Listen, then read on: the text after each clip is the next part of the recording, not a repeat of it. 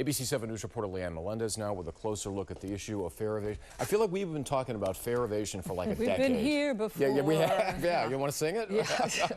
Well, this has been a pattern even before the pandemic. Yeah. You know, fare evasion has been a problem for years, but people don't pay, Muni doesn't collect that needed revenue, and then the agency finds itself, in a deficit. The problem is aggravated by the fact that there aren't enough fare inspectors, less now than there were in 2019.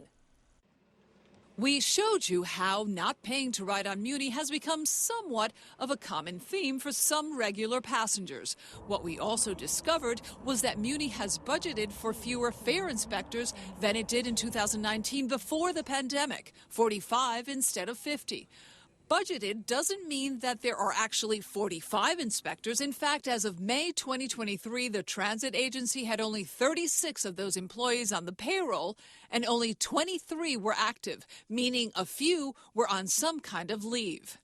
By the way, we went to the Chinatown Rosepac Muni station to see if any inspectors were asking to see verification of payment, and did not find a single one.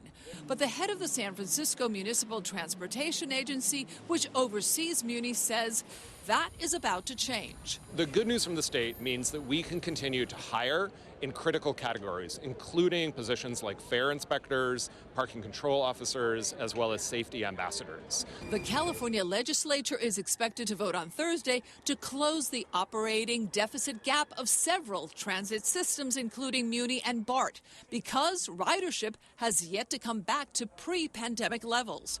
Here's what Muni has experienced since 2019, a sharp decline in ridership, which is now just seeing some recovery. The state is expected to provide half of what Muni needs to stabilize its finances. The money covers 3 years, which buys us time to figure out how do we close the other half of that deficit.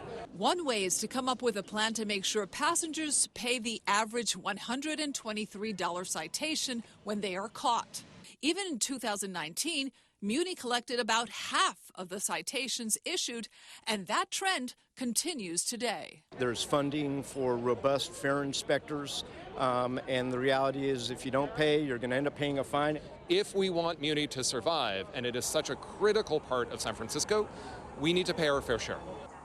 So here's what happens when you don't pay that citation.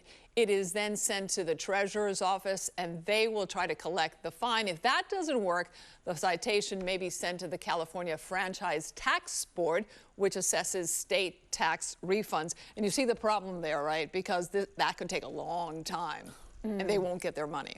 So it does seem like they're acknowledging now, though, that fare evasion may be a problem. That's right. Well, I think after our report and after talking to people about the fact that, a lot of people don't pay. And again, the issue here is that some people feel like, why should I pay if that person doesn't pay and that doesn't pay? That person doesn't pay. It's not fair. People should what they're saying. go to abc7news.com and pull up your report for last week. It's astounding how many people are just strolling on and not paying at all. Right. So finally. Leanne, thank you. Sure.